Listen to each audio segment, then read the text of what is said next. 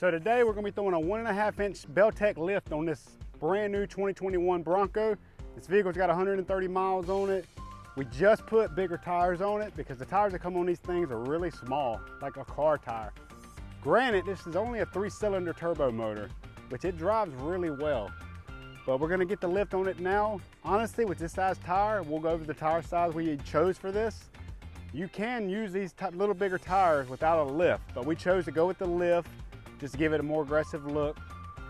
Before you do any kind of modification to your new vehicle, make sure you check with your dealer to see if something like a suspension lift is gonna void your warranty or any of your suspension warranty, because you don't wanna do something like this and it get rid of that warranty.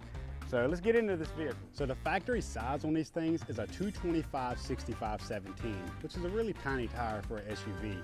So what we have decided to put on here after a lot of research was a 255/65/17. That actually gives you a little wider width of a tire, and it just honestly looks way better. Like the tires that come on these things are terrible. I honestly feel like they do it because they know people are gonna upgrade them, and why waste the money?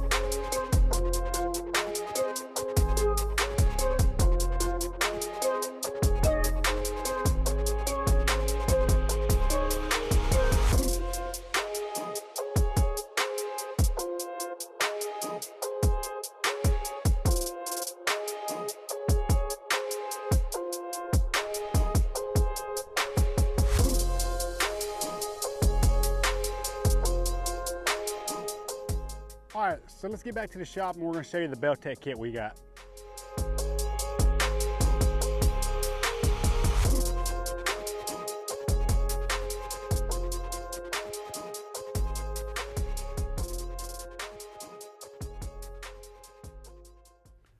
So the first thing you wanna do is pop your hood, and we're gonna take these retaining clips off of your cowl panel. There's 6 of them along the edge. So we can get to our 10mm bolt here, and there's another one on that side, and there's another one under here to get to your cover. So we're gonna pop these clips off now.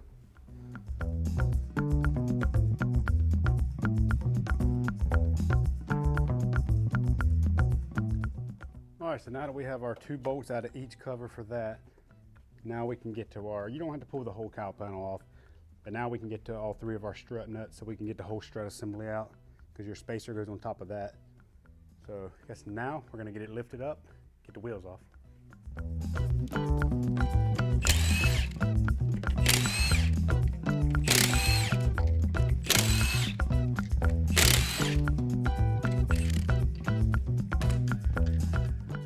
One of the nice things about working on new cars is they're so clean, they're brand new. So minimum dirt. We're gonna leave the nut on there a little bit so you don't strike the threads. You do not want that. You just take your hammer and just kind of strike it right there on the knuckle just a few times, and she pops right loose.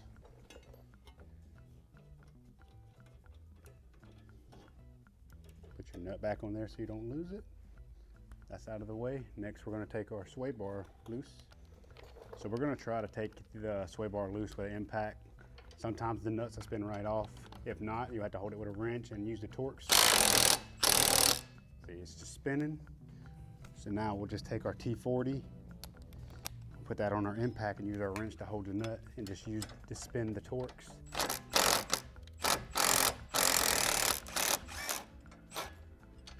Just like that.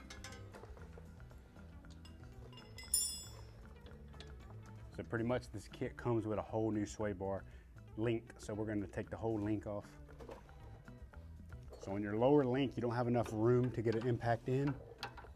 I do have a 90-degree Milwaukee impact, but for the sake of the video, I'm just going to use a regular ratchet. And once we get it broke free, then we'll use a Torx to just manually wrench it out.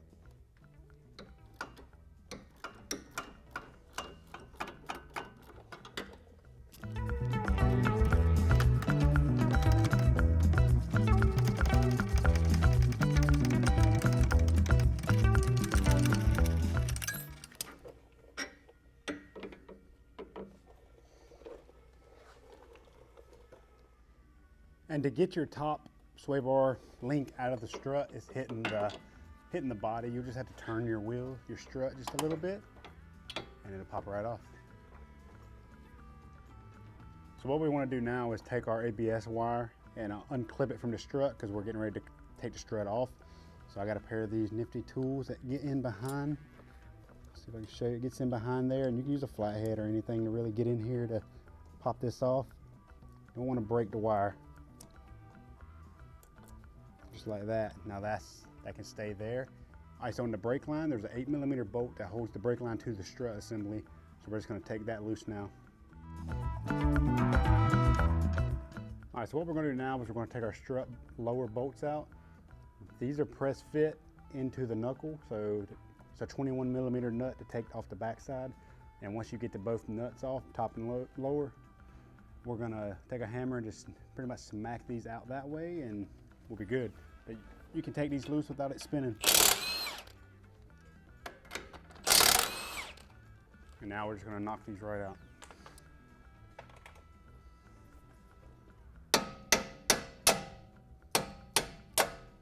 And one thing to take note of is once you take these off, your whole knuckle assembly is going to try to fall, and you do have a CV axle in the front.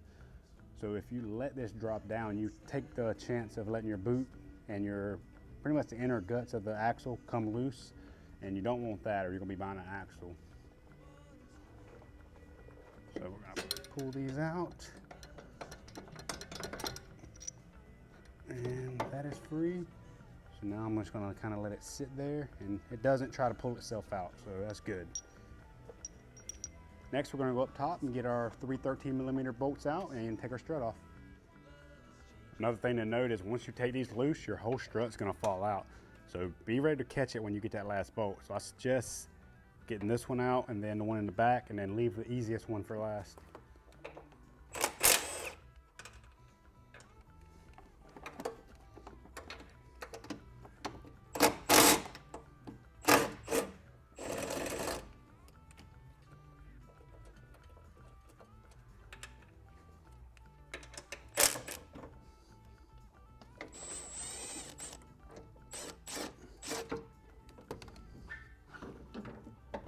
And be careful coming down so you don't snag your ABS line. So what we have to do right now is we have to trim a little bit of the bottom of the strut. That way it gives clearance for the axle just in case the axle droops any. So we're just going to take a little bit off right here.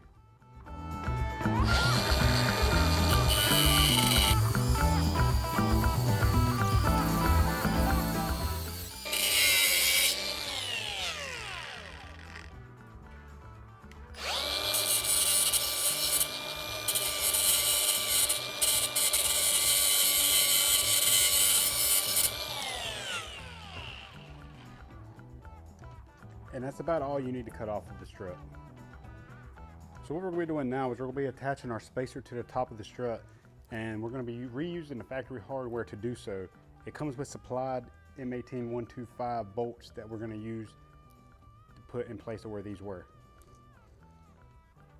So this can only go one way. So once you find out which way it goes, use your OEM hardware to attach the spacer to the top. Then we'll go through the bag of hardware and find the bolts that want us to use to mount this to the car.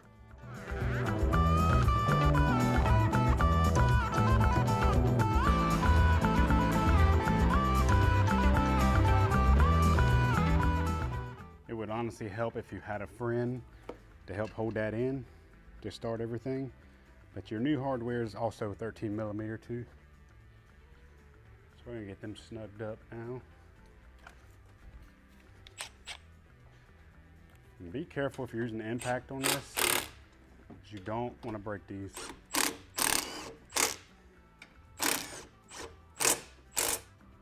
So So at this point, we can go ahead and reinstall our strut cover back into its position and put our two 10mm bolts back in, and we're done with that.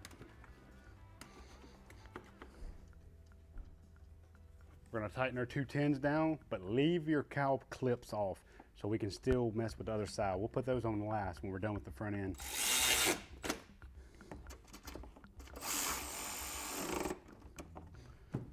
So now what we're gonna hop underneath and reinstall everything. What we're installing now is gonna be our sway bar drop down. So we're just gonna install it like that using the supplied hardware. The nut you use is an 18mm, the bolt is a 19.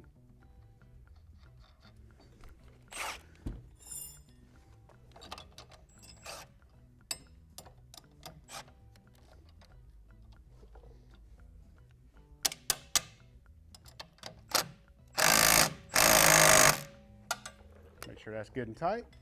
And then we're gonna put our sway bar, well, we'll go ahead and reinstall this, and then we're gonna build our sway bar link.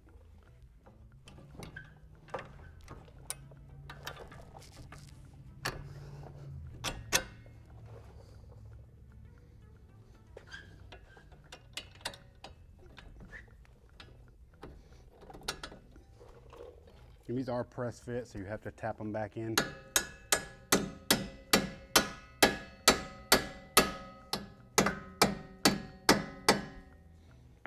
Take your 21, tighten them back up.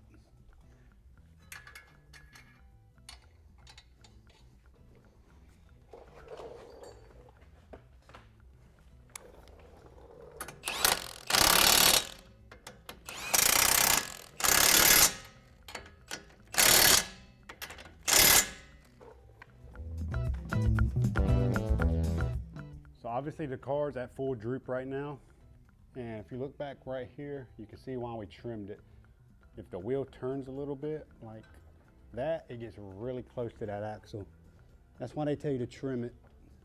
And looking at it, I can tell it is very close, but you'll honestly never have it at full droop driving it. But they do that just so it never touches. But we got good clearance, we're good. And you're not gonna be able to put the sway bar link on this side until the other side's loose because of the height difference. So we're gonna leave the sway bar off right now until we get the other side done.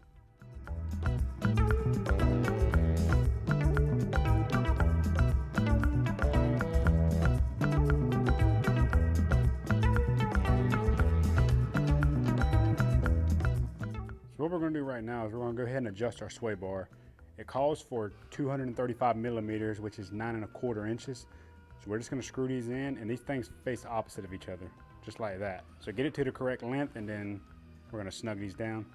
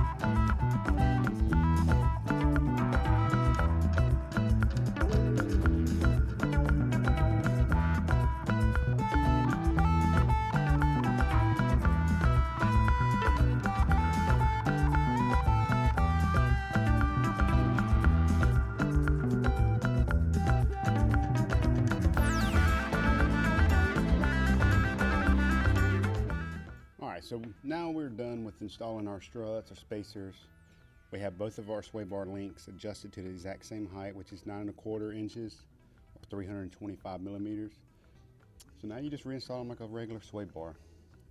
Note on these, you don't have a spot for a torque, so they give you a spot right here to grab it with another wrench. So let's get these installed. To hold this, you need a 16mm wrench. It grabs it perfect.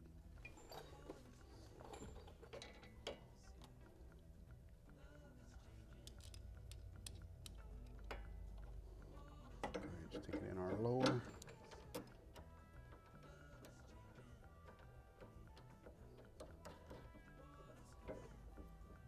push our whole bar down because we made quite a change here. So the bar is going to be pushed down lower. And with being a new vehicle, the sway bar bushings are really, really tight. So it's going to take some force to push this sway bar down. But we got it just like that. And you may better just go ahead and take an impact and try to run these up, but you're not going to be able to get to the other side, but you save a little bit of time by running it up. And these nuts are 18 also, just like factory. See, it just spins. So we're going to grab it with the wrench, the 16.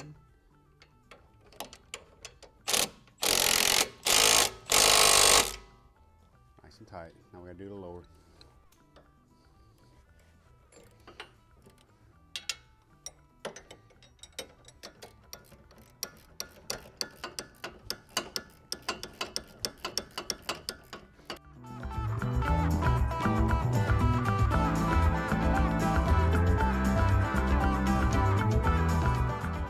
These are tight because I have a lot of vehicles come into my shop with front end rattles, and it'll be because people recently put sway bar links and they don't get them tight enough.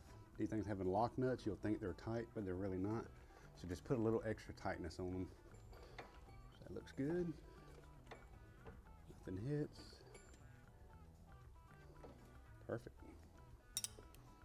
All right, so now that we got the front end done, we're gonna go ahead and get the wheels on it and get this thing turned around and get started on the rear.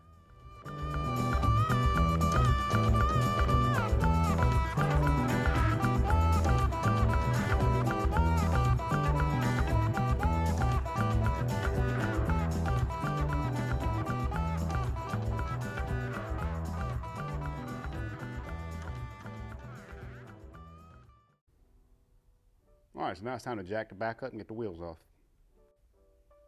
So once you got the rear wheels off, we're going to start by dropping our covers here so we can get access to our lower control arms, our trailing arms. So you got a couple tins down the side here and a couple plastic popper push pins on the other side. So let's get those loose. So we've removed 1, 2, 1 in the center here, 4, 5, 10 millimeter nuts.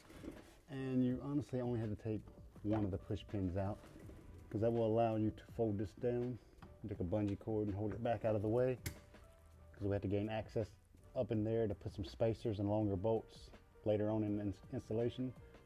So now that we have this done, we can start taking the lower control arms off and getting the springs out. So now what we're going to do, we're going to take these 15 millimeter bolts out. One holds the shock, one holds the lower control arm assembly to the knuckle. What we're going to do is we're going to take those out so we can allow this control arm to drop. So before we take these loose, make sure you put something under the control arm to keep it from shooting down.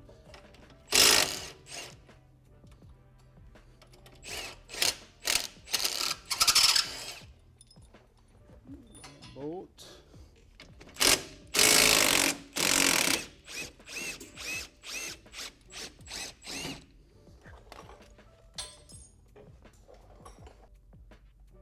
And we're going to want to take this bolt loose right here. It's a 15 millimeter also. That way we can let this whole knuckle assembly drop down, and you don't want to rip that bushing. So we're going to drop that now.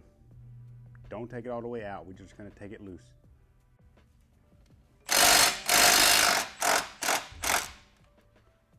All right, so now that's loose. We can drop our jack down to allow our spring to pop out. Just be very careful with this process. I'm not sure how far it's going to come down. We're going to find out now. So good idea is to leave the jack under just a little bit and just give it like an inch or two. That way when you start prying down on this, you're not surprised with the big boom. Grab your pry bar.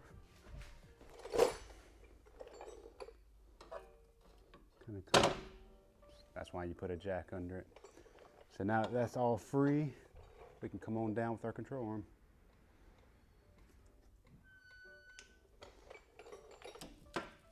And our spring is free.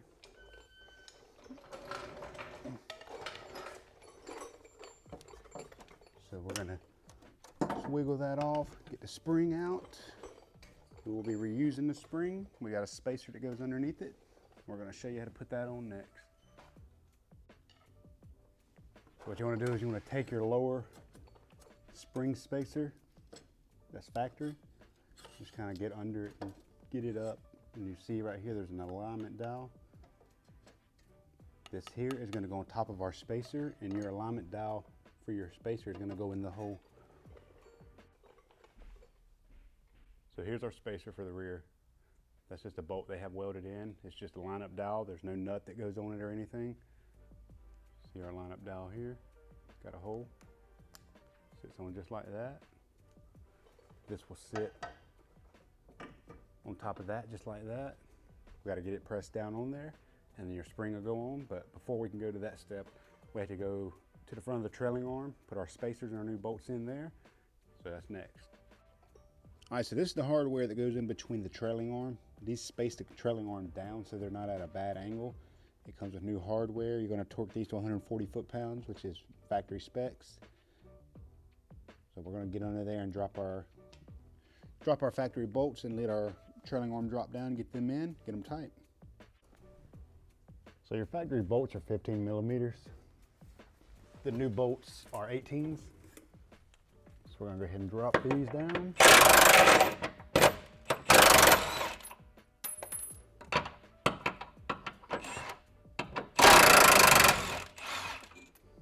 You don't have to worry about these falling or anything. So we're going to grab our new hardware and spacers.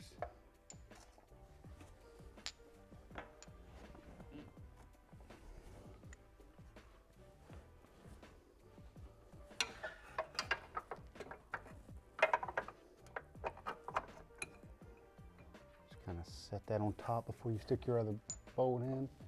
Just get them both sitting up there. Just like that. Then we can go ahead and stick our bolt through one. Start it. Then grab our other bolt.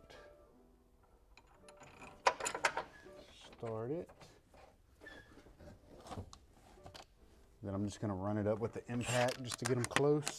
Then I'm going to torque them.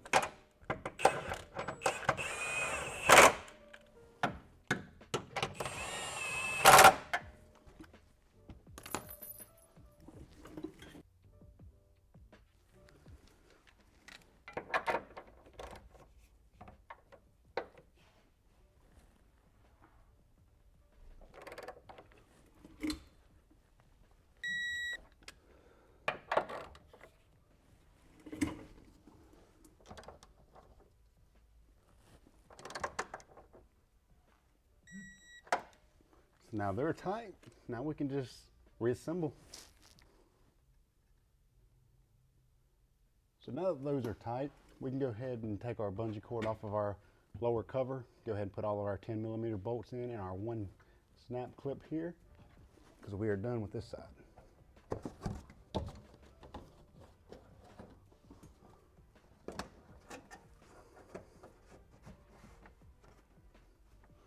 And just a note, the lower trailing arm does touch the cover just a little bit now.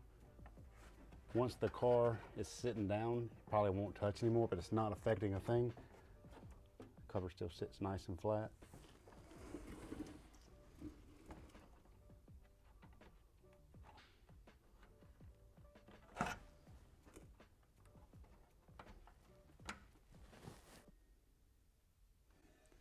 This is a pretty snug fit, which this is a really nice kit because everything is just so precise. Once you get it started, just got to kind of tap her down on there. Trying to hold the control arm a little bit and just give her a tap.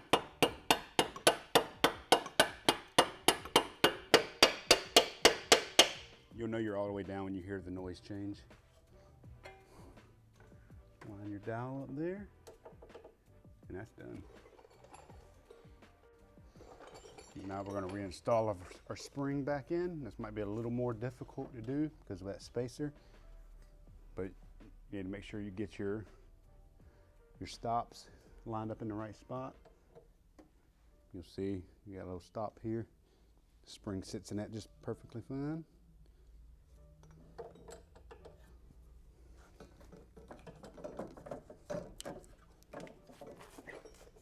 Rotate it till we hit our stop.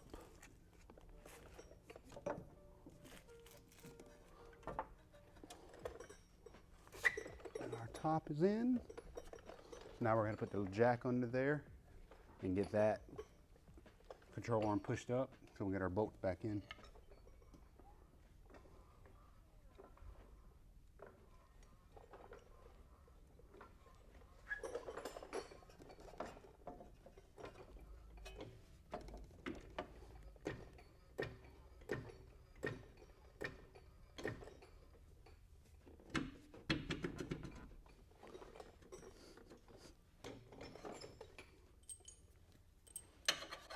We can get our shock bolt in now.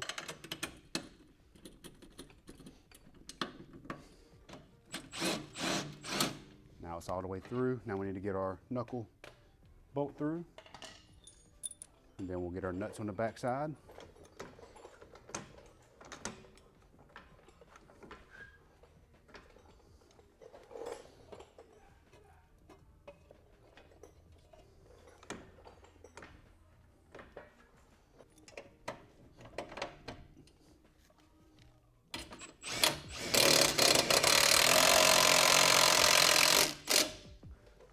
Now you can let your jack down and we'll get these bolts tight.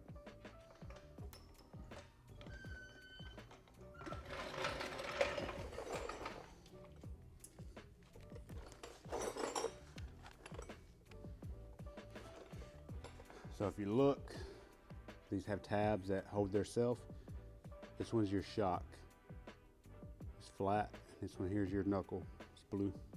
Got the blue line on it. Pretty much I just start it.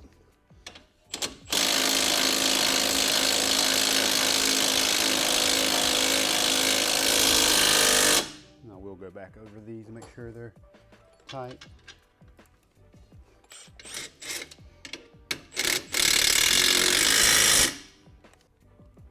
It's very important that you do not forget to tighten this bolt up.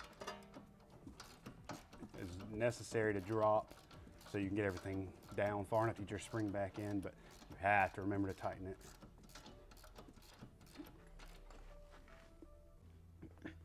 So far as the rear goes, that's it. Now we just got to do the other side and put the wheels on and we're done. It's a super simple kit. So I'm gonna go ahead and get the other side knocked out, get the wheels back on, and we're gonna take it for a test drive.